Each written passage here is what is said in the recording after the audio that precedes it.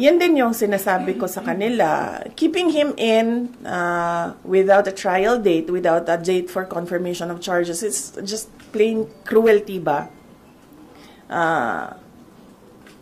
Pinapahirapan nila yung tao. Nakadetain siya ng para ba siyang kinulong ng hindi siya na-convict. Kaya sinasabi ko doon sa statement na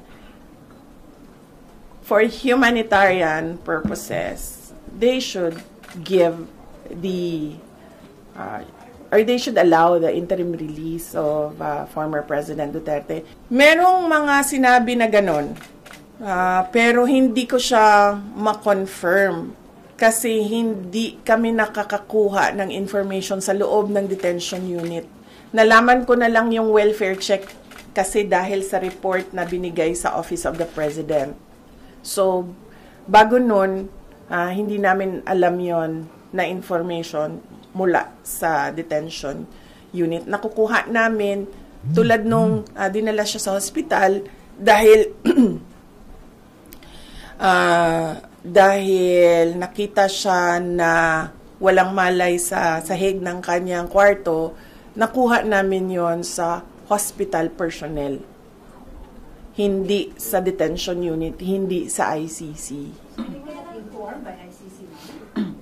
No. Wow. Hindi kami sinabihan kami na family members, hindi kami sinabihan na may insidente na ganun. Nakuha lang namin yon sa hospital personnel. Madami kasing Pilipino kahit saan ka pumunta, 'di ba, sa buong mundo. Kaya nga hindi makapagtago si Saldico kasi kahit saan ka pumunta, daming Pinoy. So yung hospital personnel nagsabi. Sorry, when was daw po nangyari? Kailan daw po nangyari? Nakita siyang Hindi ko na maalala. Pero hindi ngayon yon, hindi the moment na lumabas yung statement. Hindi lang ako nagsalita noon. Kasi, parang, ang sabi ko sa lawyer, na pag may mangyari naman na ganyan, kung pwede, magbigay naman sila ng information sa inyo. Kahit hindi na sa pamilya, kasi sa tingin nila, hindi dapat siguro bigyan ng, hindi ko alam kung anong rason nila, sabi ko kahit sa inyo man lang. And then, sinabi ng lawyer that we will work on this and make sure that this will not happen again. So, hindi na ako nagsalita. Nagsalita na lang ako nung nakita ko yung report sa welfare check. Kasi, para bang hindi kaya ng ICC, hindi kaya ng ICC na i-secure ang dating Pangulong Duterte. Tulad nito, merong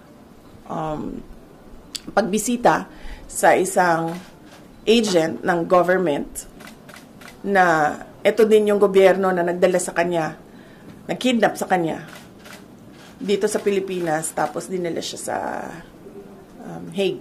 May know yung particular reason bakit po siya nawala ng malay? Any particular illness that led to that? Hindi ko alam, ma'am. Hindi ko kasi nakuha talaga yung report, ma'am. Nakuha lang namin siya sa hospital personnel at yung tests na ginawa sa kanya.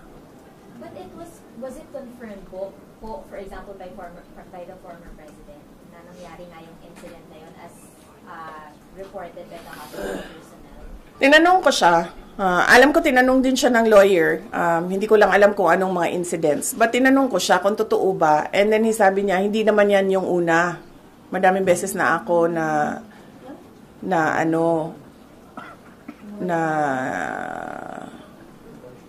may ganyan.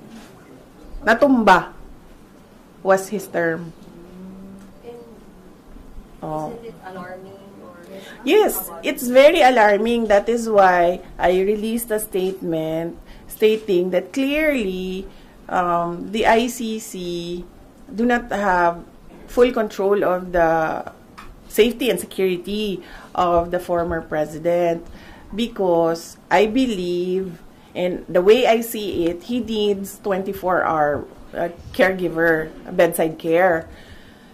So, yan din yung sinasabi ko sa kanila. Keeping him in without a trial date, without a date for confirmation of charges, it's just plain cruelty ba? Pinapahirapan nila yung tao.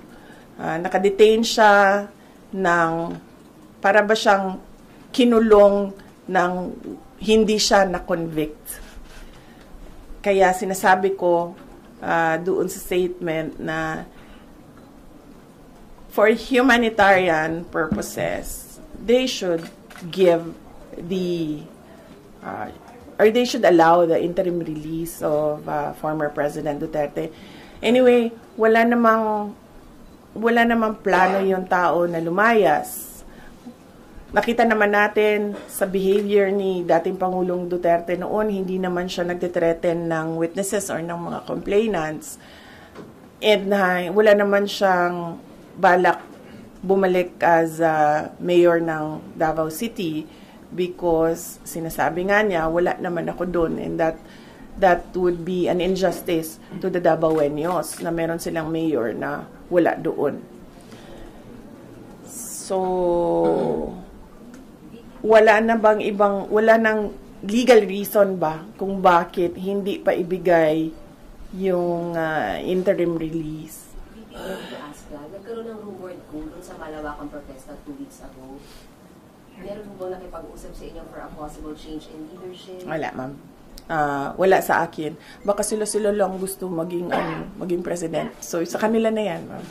Ma'am, just to be clear, yung grabe maging si JC. Ma'am, yung last incident na sinabi nyo regarding the health of the former president, alin ho ba yun? Nauna ba yun na nangyari before the welfare check or the welfare check muna bago nangyari the last incident?